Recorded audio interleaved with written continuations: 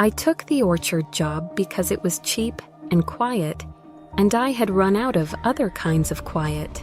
On the map, it's a light green rectangle outside a village with a one-syllable name, ringed by hedgerows and a ribbon of lane that turns to mud if you breathe at it. In person, it feels older than maps. A slant of land cupped from the wind, rows of trees on a gentle fall toward a stream that doesn't bother with stones so much as it gossips about them. The farmer who hired me. Beale met me at the gate with his hands in his pockets and a look that said he'd expected someone bigger. "Seasonal caretaker," he said, in the tone of a man describing weather he could live with. "Keep the grass down, mend what you can't stand, don't let the scrumpers in. Caravan's got a heater." I told him I'd managed worse. He glanced at my boots, at the way I carried my bag, like it might drop a secret on the ground if I didn't hold it tight. "Wassails in January," he added, almost as an afterthought, "just so you know." "I don't," I said. "No." He made a small face, neither smile nor pity. "Ask at the bell," he said, "or don't. Folks round here like to keep their noise for when it matters." It was late autumn when I arrived, the kind of cold that feels gentle in daylight and petty after dark. The trees had lost most of their leaves, and what clung on was russet and lace, caught on twigs like torn flags. The grass between the rows lay flat where deer had made their shy isle. The caravan was as Beale promised, a plug-in heater, a kettle that took insult personally, the smell of other people's soups cooked long ago. The door had a habit of deciding whether you could come in based on your posture. I learned to approach it like a cat. I'm 29 and used to being the person who talks to the plants because the people have said enough for a while. My last flat had a window full of spider plants, and a mother I rang every Sunday to say nothing with, her voice crackling around the edges where memory had gone thin. When I told her I'd be off in the country for a bit, she said, "We had a Bramley once," as if that explained me and the orchard both. The first night, the wind paced the hedges like an animal thinking about it. Foxes barked somewhere far and then far again, the way sound does when it likes the shape of your ear. The trees were still shapes, that's all, black and gray against a sky that had nothing to say. I slept like a person listening. At 12:03, a vixen screamed, and my heart left me and returned with a note pinned to it that said, "Don't be dramatic." At 12:37, the caravan's plug juddered in the socket with a noise like someone laying a knife on a table. At 1:21, I decided hot tea would not make anything worse. I put the kettle on. I told the little heater it was doing beautifully. At 2:04, the orchard whispered. That first whisper was a dry page turn, a murmur braided from many small sounds. Grass remembering feet, branches rubbing like ropes, the crack of frost throwing its weight against a twig. Wind, I told myself, but the air in the caravan was still enough to make my breath look arrogant. The whisper rose, fell, rose again, like a sleeping person practicing a sentence. I went to the caravan door and put my ear against it, because I'm always worse when I let my eyes have their way. The whisper said a word. If you ask me exactly which, I'll lie. It was a word for listen, not in English, not in anything I'd learned in school, but it was the shape of that word said by a field to a person it had decided to admit. I didn't tell Beale, I didn't tell anyone. The next morning, I put on 2 jumpers and walked the rows. The trees were old enough to lean under their history, trunks gnarled and furred with lichen, bark cracked into maps. The tags on the end posts still held names, some in rusted embossed tin, some handwritten on plastic, in the careful hand of someone who believes their handwriting matters. Egremont russet. Ashmead's kernel, bloody ploughman, fox whelp, cat's head. A few had no names, nothing but an old nail and the sense of something missing, like a wall where a picture used to hang. Near the bottom of the slope, where the ground kept secrets about water, there stood a tree whose branches had grown like a person learning to hold something and then not wanting to let go. No tag. I reached to the trunk and touched a place where the bark had been carved once and healed over the letters like a mouth closing around them. I could make out a single line, M. "Good morning," I said, because I'm that sort of fool. In the afternoon, I took my notes grass to cut, a fence post to replace, a gate that preferred to sulk, and walked to the bell. It's the sort of pub that looks like it's been rebuilt to look like itself. The beam over the bar has a crack, filled with something that may be glue or may be history. The woman behind the bar knew my name before I said it, and had already decided who I was to her. "Beale's girl," she said, with a smile that wasn't unkind. "Caretaker," I said, because I prefer nouns with jobs. "Mags," she said, tapping her chest. "Beer or sense?" "I could try both," I said. She set a pint I had not ordered in front of me, and leaned like a conspirator.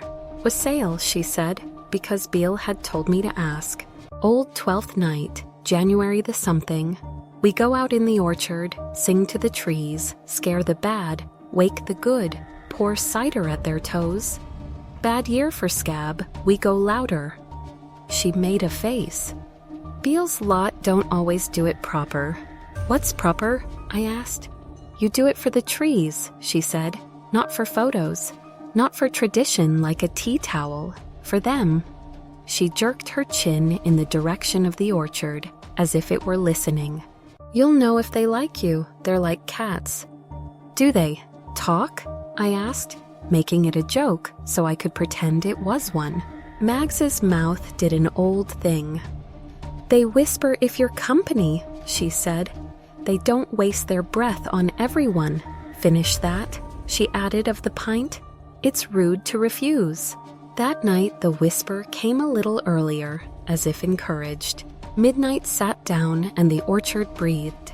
I left the caravan door on the latch and stood on the step with the heater's glow on my calves and the field's breath at my face. The whisper made no shapes I could pin to letters. Still, listen, listen. I went to bed with the window cracked and dreamed of being very small and lying under a green lampshade. The work was satisfying in the way that makes you tired enough to quiet yourself. I mended the gate with a tendon of wire and a new catch that wasn't quite as clever as it thought. I found the old orchard map in a biscuit tin in the caravan cupboard. Drawn by hand on tracing paper, numbered rows, names written in tiny capitals. A neat legend in a blue pencil, K. King tree crown pollinator. A dot in the lower left quadrant where the slope begins its sulk. By the dot someone had written a date, 1956, beside it M. "Who's M?" I asked Beale when he came by with a sack of feed for the ewes. He shrugged. "Previous people," he said. "My old man bought this off a bloke in 78, who bought it off a woman in 60, who took it over from her dad when he went out in a hailstorm and didn't come back the right shape." He squinted at the map, at the dot that was a tree. Think they called her Maud or Maggie, or one of those old names that come round again and surprise you on a baby. "So Maud's tree?" I said. "If you like," he said, and gave the fence an appraising look, the way men do instead of complimenting you. The orchard liked me. That's what I tell myself now, because the alternative is that it merely needed something, and I was easiest to reach. The foxes left their prints along the rows like signatures. Rooks gathered in the poplars by the stream and held meetings with minutes, voting with wingbeats. And at night the whisper told me news in its dry tongue. Frost on the north hedge, a deer sleeping under the ashmead, a boy cutting through to avoid a dog and dropping a coin he wouldn't miss until he did. The stream thinking about a flood and then deciding it could wait. And then it began to say names. The first name it said was a variety, like a roll call. Laxton's Superb, Crispin, Herefordshire Redstreak. That seemed safe enough. I said them back, enjoying the shape of them in my mouth, like spells I had no intention of casting. Then a name that wasn't a variety, but a person, Kit. I laughed because I have been called that, though no one current has the right. Then Maud. Then Little Nell.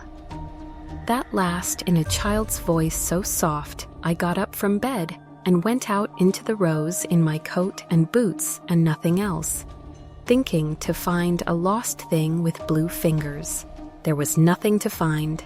The tree at the bottom of the slope, the untitled M, made a sound like a hand smoothing linen. I cut myself 2 days later, just a small, stupid razor scratch on a bramble I should have respected. I swore, put my finger in my mouth, tasted iron and summer.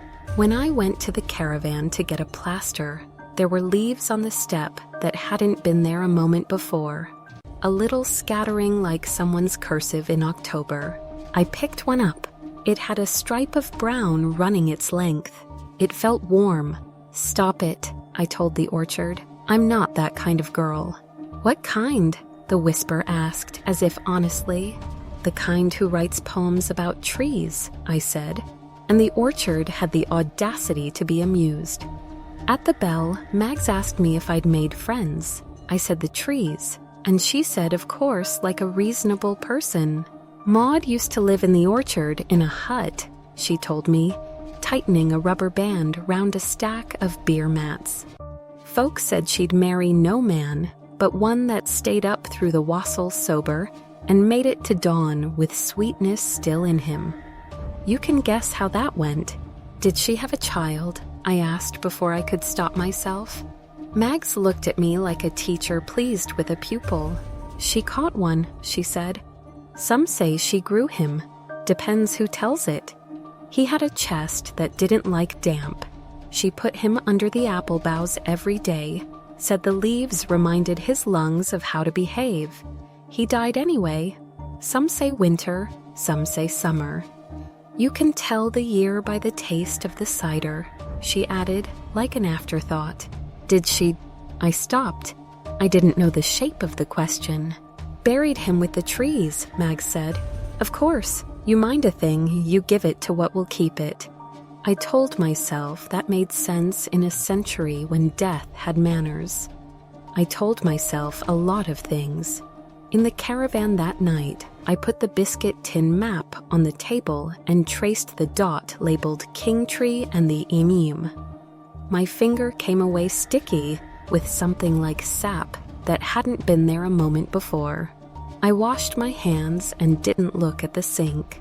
On the first frost that stayed all day, the whisper changed. It learned my name.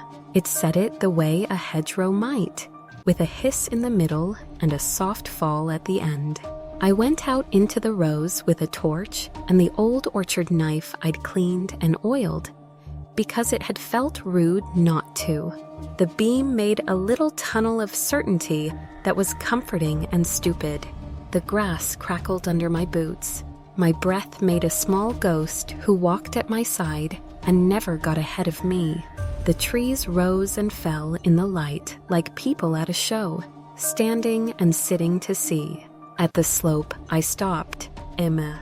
The trunk was slick with the kind of wet that isn't water. The knife warmed in my hand, like a friend embarrassed to be held so tightly. "What do you want?" I asked. "In weather," the orchard said. "Names," it said. "Blood," it said, after a thoughtful pause, as if not wanting to be rude. "Absolutely not," I said, and the trees made a noise I can best describe as someone trying not to laugh at you because they love you. "What kind?" the orchard asked again, not unkindly. "Poem kind? Ritual kind? Accident kind? We aren't precious." Accident kind only, I said severely, and bandaged my bramble scratch like a person with sense. I read about Wasil. I used the village library's computer that thinks it's a badger and resents being woken, and learned the songs, the rituals, the cider poured at roots, the toast set in branches to feed robins who are, depending on your grandmother, the dead in disguise or simply robins. I found photographs from the next county. Men with pots and colanders on their heads like patient saints. Women with red cheeks singing in fog. Some looked like joy. Some looked like obligation. Some had the eyes of people being polite to something heavy. On Old Twelfth Night, Mags knocked on the caravan door at dusk without bothering to announce herself. Her breath made my kettle whistle jealous.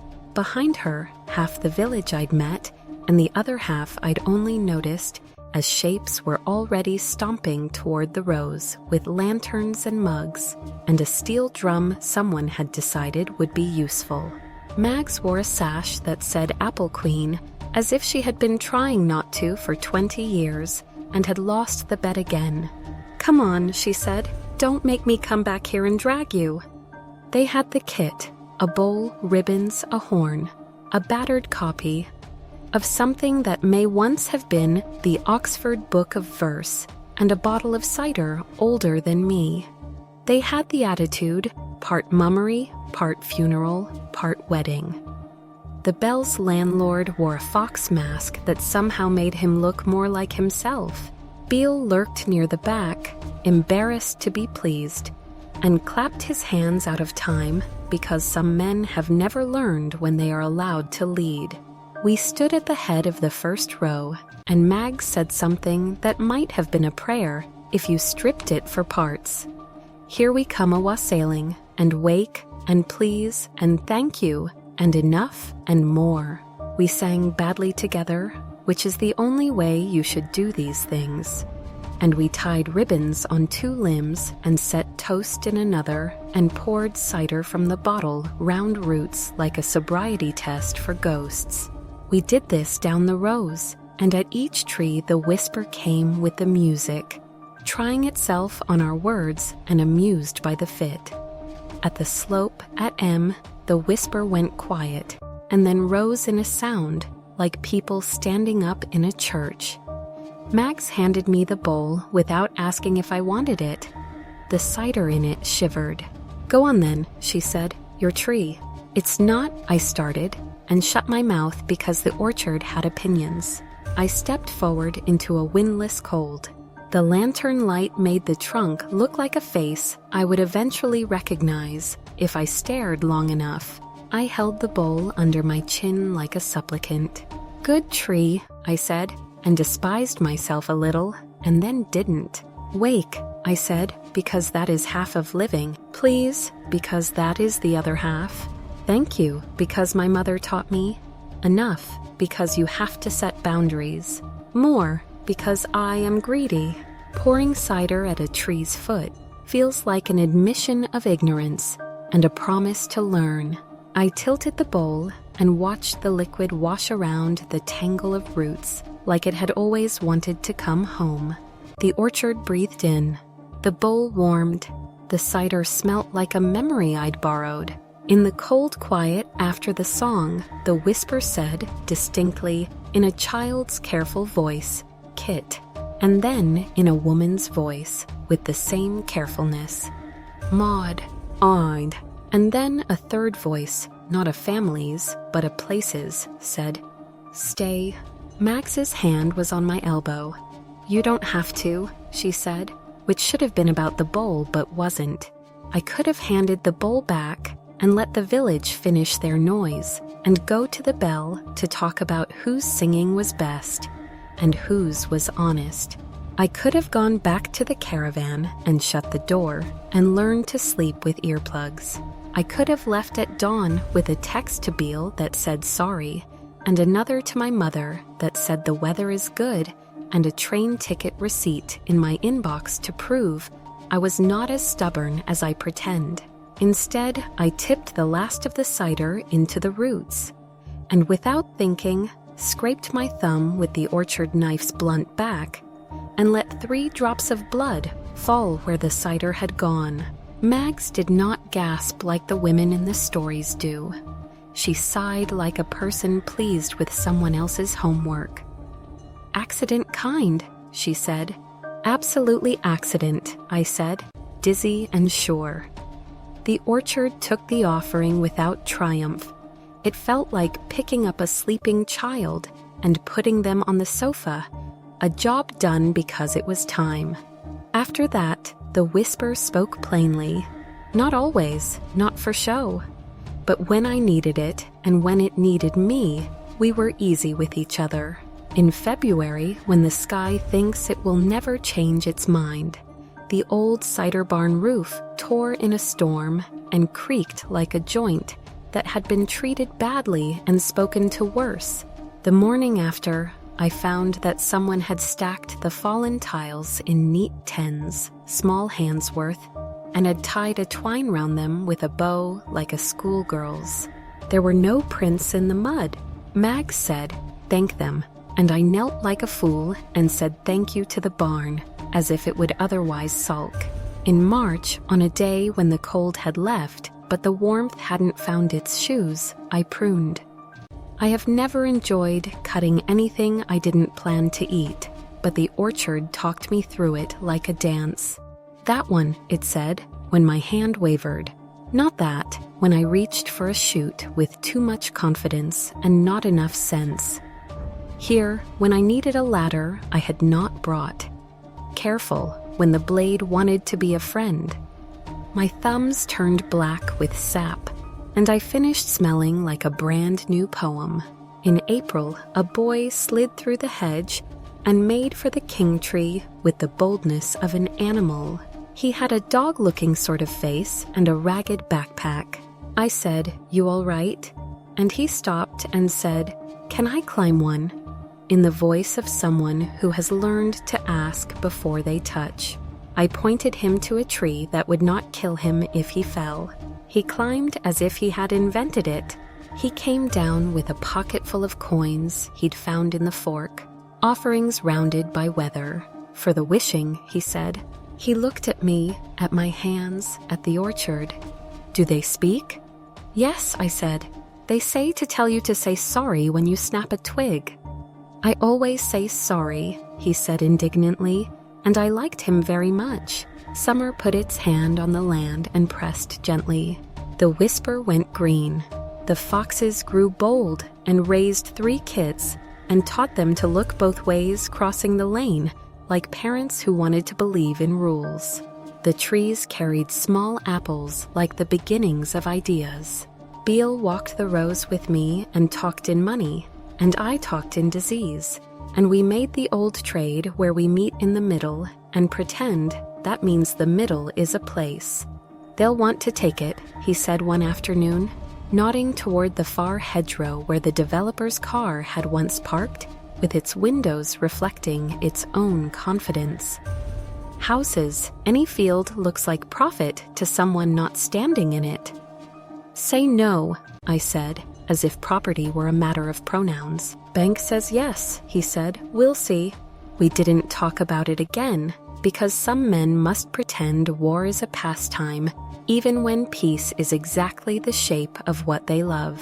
The first apple fell at 3:12 in the morning in late August, a tidy thud like a knuckle on wood, and I went out with a torch and a basket because I am a slave to the social life of trees.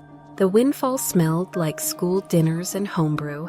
The grass was damp to the shin. I felt watched, and not in a way that sent my heart running. "Here," said the orchard, and I bent and found a shining green globe under a leaf that looked like a child's idea of fruit. "Here," it said again, and I filled the basket with things that had decided. When the picking came proper, we did it with care and a clatter. The village swung by to help because it's cheaper to be a friend than a customer. The bell sent pork pies that tasted like childhood for people who weren't me. We filled bins and bins, and my hands went sweet. and the inside of my nose decided to live in a different century for a while. Beale talked cider yield, and I felt Mags's eyes on me like a safety pin, making sure. The developer came, naturally. He wore the sort of shoes that never see grass on purpose. He did that thing where he talks to land like it is a chessboard and people like they are pawns. He shook Beale's hand too hard and looked at me like I was an amenity. "Lovely," he said, like the word had been left out in the rain and shrank. "It will make a charming feature for residents, some trees kept for privacy, apple-themed street names, Pippin Close, and so on." "Piss off, Lane," I suggested under my breath. Mags coughed to hide a laugh and then didn't. "We'll need to fell most of it," the developer said cheerfully, like describing a haircut. "Sorry, needs must, but we'll replant an avenue, specimens ornamental." The orchard went very quiet, the way a room goes quiet before the wrong toast. He checked his phone. The silence stretched. I heard the stream hold its breath in the culvert. I heard the rook sit up and decide. I heard the trees do arithmetic that didn't lead to numbers. "Leave," I said, and the developer smiled politely at me and at the bank that is not a person, and at the future where no one has to answer for their assumptions. "Give us a fortnight," Beale told him. The developer nodded, made a note in a notebook so expensive it probably does not let you cross anything out, and left with the expectation of return. That night the whisper was not a whisper. It was the sound a crowd makes when it has decided and hasn't yet practiced saying so. "Stay," it said. "Stand," it said. "Sing," it said. And that last made me laugh because it would, wouldn't it? "You can't keep a field by wanting," I told it, "even if you're a field." "You can keep it by keeping it," the orchard said, which is the sort of logic that sounds ridiculous until you do it. I do not know how to tell you about the next 2 weeks without sounding like a person who has confused labor with myth. Because maybe I did. We worked. We pruned the hell out of the ill and tied the good and called in favors and made the place look less like a story and more like a farm the council would rather not argue with. We filed for a TPO, tree preservation order, like people who know how to use letters to stop blades. Mags stood in the parish hall and spoke like a woman who has decided to be useful. The boy with the dog face drew posters and stuck them up. Save the orchard, hear them out. Everyone who had ever stolen an apple from us suddenly remembered how to spell heritage. At night, I lay on my back in the caravan, and the whisper came like a tide through the thin walls. It told me where to look for the old deeds, where the hedge hides slow branches that blossom first, where a woman in the 1950s wrote Maud's name in the back of a prayer book, with 4 little dashes and a crossbar, counting down, counting up, counting something. It told me to take my hairbrush and burn the hair and scatter it at the foot of M. "Mark yourself," it said gently, like a mother who knows who's who in the dark. When the developer came back with his clipboard and a man in a suit who smelled like paper, we had the parish and the ramblers and 3 people who suddenly remembered they were allergic to bulldozers. Beale stood with his hands behind his back, like a boy who has decided to square his shoulders. The TPO had gone through by some miracle or some clerk's act of rebellion. The developer made the face men make when they have run out of leverage and don't know the name of anything they're feeling. He left. I exhaled a week. The orchard breathed like a horse that has decided not to shy. Autumn again, full circle. The caravan's heater now spoke to me in French, sighing non each time I turned it up. The orchard, content, went back to whisper. At night, I lay with the window cracked and let the field tell me the small things. A tawny owl had found the barn, the stream had forgiven the culvert, a blackbird had decided it knew me.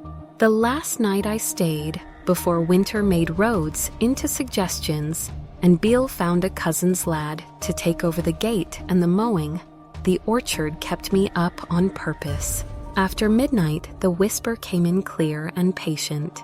I went down to M in my boots and coat with the old knife at my belt, and a mug of tea that felt like something to hold while pretending not to be afraid.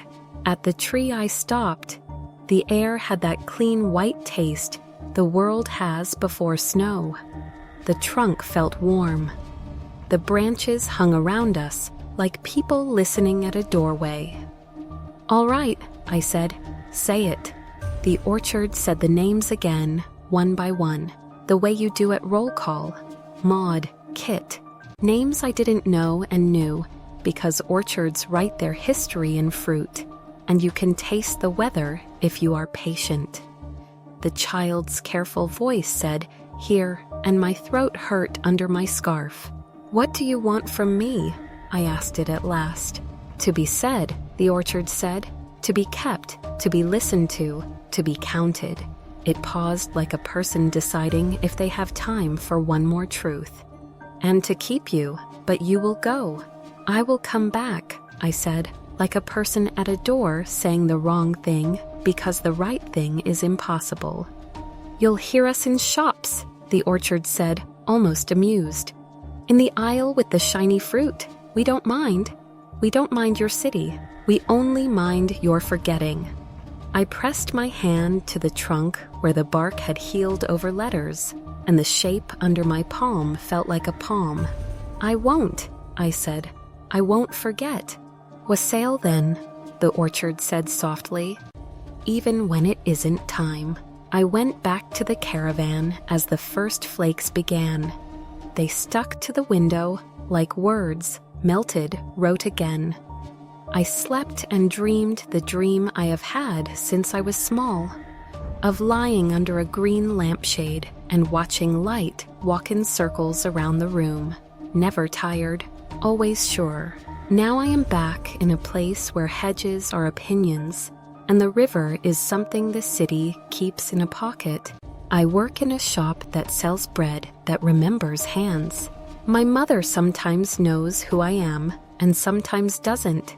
She says Bramley, and I say yes, as if that answers what matters. I go to the market, and the apples are polished until you can see yourself on your worst day. I pick up a Herefordshire red streak and hold it with both hands and listen. If the whisper comes, it's very small. It says enough. It says more. It says the names it needs me to say back. I say them there in the bright aisle where the air smells like planning. In January, I go out in the dark to a city park at the far edge where the council planted an urban orchard with tidy plaques and intent. I pour a little cider on dirt roots and tuck a crust in a branch and sing badly to a chestnut that is not an apple. People stare. People are kind. A fox passes like a rumor and does not care what century it is. I say the words the field taught me when words were allowed to be spells. I say, wake, please, thank you, enough, more, here. Sometimes, late, a whisper runs the rails of the streetlights and trips the wires that hold pigeons like notes on a staff. If I close my eyes, I can hear the stream under the culvert and the creak of a barn roof that forgave the wind and the slightly rude clink of a spoon tied to a rail by someone who has learned you can't stop anything with a spoon, but you can make it answer you. I can hear the child say Kit, and the woman say Maud, and the orchard say stay, and I say, all right, as long as I can. If you walk by a field after midnight where the rows run like songs, and you think you hear your name said the way the air would say it if it loved you, don't be dramatic. Put your hand on the bark, count the beats until you can both breathe. Say thank you, say sorry, say present. Tie a ribbon where you can find the door again. And when someone comes with a clipboard and a plan, stand until the field decides whether to keep you. If I ever forget, the orchard will forgive me, and then not. It doesn't do drama, it does weather, it does names, it does keeping. On old 12th night, I keep its hour wherever I am, and the whisper keeps me.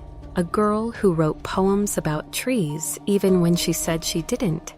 Standing in a green lampshade without a roof, listening until the light comes round again.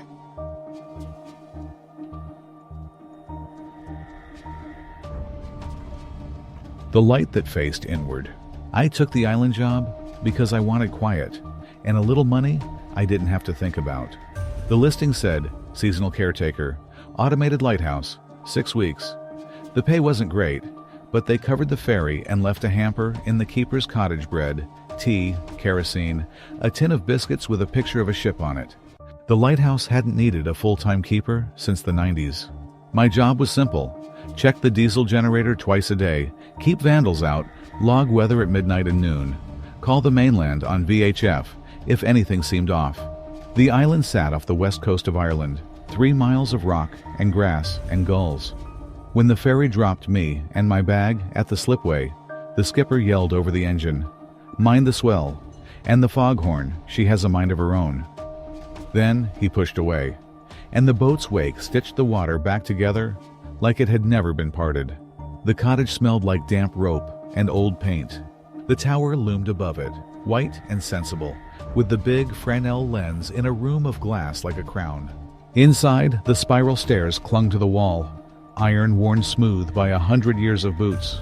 Halfway up, a brass plaque still read Irish lights, polished where hands had steadied themselves. I told myself I'd touch it for luck. I told myself I didn't believe in luck. That first day, I did the rounds like the laminated card said, fuel check, battery check, lens clean, wipers tested. The beam swept the horizon every 10 seconds, a patient heartbeat. There was a weather radio in the control room that read the same clipped sentences on a loop. Gale warnings, sea state, visibility. I logged wind direction in the keeper's book and felt briefly like a person from a story. The nights were the point. I'd brought a notebook and the intention to be better. Somehow, drink less, sleep more, stop hearing my father's voice every time a boat horn sounded. He'd gone out on a small boat when I was 17, and a squall had turned his last 5 minutes into a voicemail I didn't listen to for 10 years. The island felt like a place to finish hearing it. On the second night, the light turned inward. It was after midnight. I'd just written 12 wind WNW, steady, good vis, and was pouring tea into a chipped mug when the room changed. The beam that had been sweeping the black outside swept across the control room instead. A white arc that lit the paneled ceiling and my hands and the notebook and the brass plaque at the stairs. Light isn't supposed to behave like that. It moves out. It doesn't come back to look at you. The beam passed, and the room fell into its comfortable red glow from the instrument panel. I stood very still. The second sweep lit the interior again, shorter this time, like it wasn't sure how far to come. The third sweep died at the glass, like someone had put a hand up to it. I checked the rotation. The motor hummed, the lens made its patient turn. Everything looked right, but the feeling in my back said something had shifted. Some tiny angle that makes the difference between the sea seeing you and the sea forgetting you exist. I went out onto the gallery, the narrow ring outside the lamp room that looks like it could hold a man if the wind chooses to be kind. Cold hit my teeth. The sea lay black and flat, a sheet of iron with the stars pressed into it. The light swung around, white and clean. It went out over the water like a good soldier. When it came back through the glass, it lit the stairs again, just enough to show the damp footprint on the first iron step. Bare, small, as if someone had just climbed up from the gallery and paused to see if I'd noticed. I didn't shout. I didn't even swear. I stepped back into the lamp room, shut the hatch, and dogged it with the iron lever. The footstep was just a patch where condensation had gathered on a shape a foot would make. That's what I told myself until the patch shifted one stair higher, and then the next, as if a cold weight were climbing, even though the hatch was shut. I turned on the VHF and called the mainland. "Station to base," I said, trying to make my voice the kind you want to hear in the night. "Do you read?" Static. Then, "Base, reading you. I've got a reflection issue." I heard myself and wanted to laugh. "Internal sweep. Might be nothing, just logging." "Copy," said the voice I'd met at the pier, cheerful and bored. "Note made. Fog due in at 0300. Foghorn will auto. Keep yourself tucked." "Copy," I said, and clicked off. At 03s, the horn spoke. If you've never stood inside a lighthouse, when the foghorn sounds, it's like standing in a bell while someone strikes it. The air moves through your bones. The first blast rolled through the tower and pressed my breath back into me. The second came before my chest got used to the first. On the third, my father's voice unrolled inside the horn, stretched and slowed, like a tape that's been left near a magnet. "Mayday," it said. "Mayday, this is..." I grabbed the microphone and said, "Base, are you patching a training call? Is there audio on the horn feed?" My fingers left damp on the black plastic. The brass plaque at the stairs gleamed in the red light. "No audio on the horn," came back the man on shore. "All automation normal. You hearing something?" "Just the horn," I said, and turned it off. I slept in the control room then, because going down the stairs meant stepping over where the footprints had been, and I didn't trust my own feet. The lamp hummed. The horn blew at its prescribed intervals. The light made its rounds. Out at the sea, back across the room, like a hand, checking to see if you're still there. In the morning, I told myself the obvious things. Condensation makes shapes you want to see. Sound does tricks in fog. Memory is a bad editor. Then I went to the gallery to wipe salt from the glass and found, tucked into the corner by the hatch, a coil of wet rope that hadn't been there yesterday, wound in the neat, indifferent way working rope wins itself when it's been handled by someone who knows about boats. I didn't touch it. At noon, I recorded weather and called base and said nothing about rope. The skipper's voice had shifted to a woman's, brisker. "Gale tonight," she said. "You'll earn your sleep." At dark, wind came like the sound a plane makes when it's too low. The tower rang the way a tuning fork rings when you set it to table. Spray stitched itself across the lamp windows. I checked the wipers twice. When the beam swung out, the rain made it a solid thing you could lean on. When it swung in, it was thinner, like an old sheet held up to a naked bulb still there, but you could see the stairs through it. At 0003, the VHF woke with its own mind. A voice spoke on channel 16, low battery flat, and it was my own voice, tempo wrong, vowels long. "Mayday, mayday, mayday, this is Island Light. Keep her down, keep her down." I hadn't keyed the mic. The radio's orange TX light glowed anyway, as if the tower itself was talking through me. I pulled the power, disconnected the antenna lid, and set the microphone on the floor. The radio kept transmitting for a full 15 seconds with no electricity, like a mouth finishing a sentence without air. When it died, the foghorn spoke again. "Mayday," it said obediently, and the tower leaned a little as if listening were hard work. I think there's a point in some nights where you find out who you are.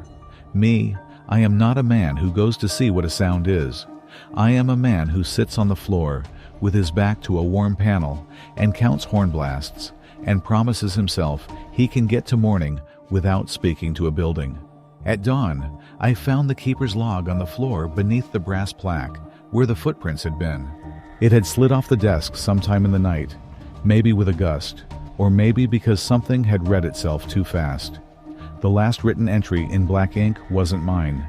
The handwriting was thin and careful, letters pressed into paper like someone who learned to write with an ink nib and didn't trust ballpoints. 303 light facing in. Heard him on the horn. Do not descend until the third blast after the first knock. Under that, in my duller hand, 12 wind SW, rain, visibility, poor. Except I hadn't written that yet. It was my midnight that hadn't happened. I stood there and watched it dry. The knock came at noon. Not on the tower, on the cottage door below. It was the kind of knock a person makes when they are embarrassed about what they need.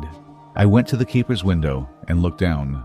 A figure stood in oilskins on the cottage step, hood up head bent against rain.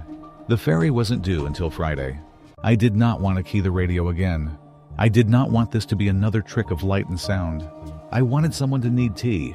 I ran down the stairs and opened the cottage door. Rain blew into the hall like it had been waiting.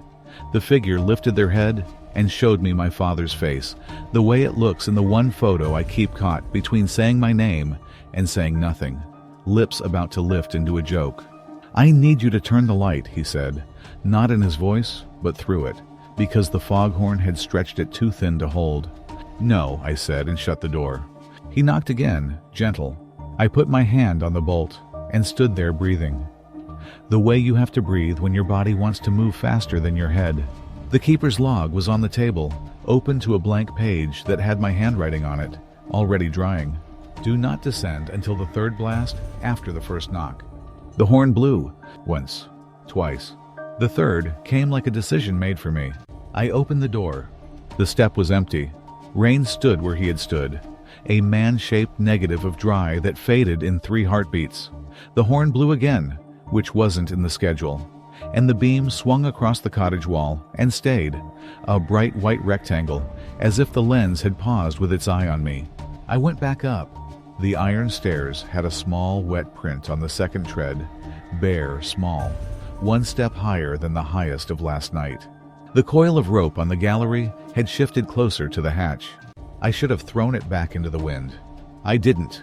I stood in the lamp room and watched the beam work and told myself out loud, like a lunatic, "It faces out, it faces out, it faces out." It swung inward. Not all the way, just enough to light the brass plaque and the first 5 steps. "Base," I said, into the VHF I had reconnected. "I need the skipper today." "C says no," the woman answered. "Tonight's the worst of it. Tomorrow dawn."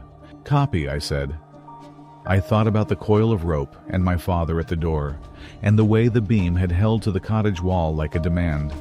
I moved a chair in front of the hatch, like a person putting a chair under a knob will keep a house out. I sat down and wrote the noon weather on the line the book had given me earlier, and I didn't look at the stairs. The night did its work. The horn measured it in blasts. The beam measured it in sweeps. When the rain grew bored, the wind shoved. When the wind grew tired, the sea took a turn. At 3 in the morning, I heard the first knock I had been promised. One on the hatch, a soft courtesy, as if the tower were a neighbor asking for sugar. I gripped the chair with both hands and counted horn blasts like prayer beads. The third came. The knock didn't return. At dawn, the weather broke. The sea changed its mind from iron to pewter.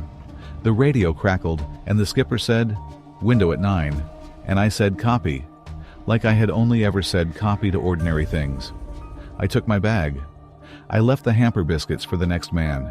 At the gallery, I paused because I'm an idiot, and looked down. The coil of rope had been made into a noose with a short tail like someone had tied it in their sleep. I locked the cottage and carried the keeper's log under my jacket so the rain wouldn't smear it, and found the slipway, and watched the boat grow from a black dot to a person. The skipper, same woman, took my bag, took my hand, didn't ask questions. "We'll send someone to swap you," she said. Not softly, just professionally. "You'll be back?" "I'll think about it," I lied. On the ferry, my phone woke after days of being a paperweight and downloaded messages. One new voicemail waited, timestamped 03.03, no caller ID. I put the phone to my ear, seasick and hopeful and stupid. The foghorn spoke, and through it my own voice long, damp a tape run, slow said, "Mayday, Mayday, Mayday, this is Island Light. Keep her down, keep her down."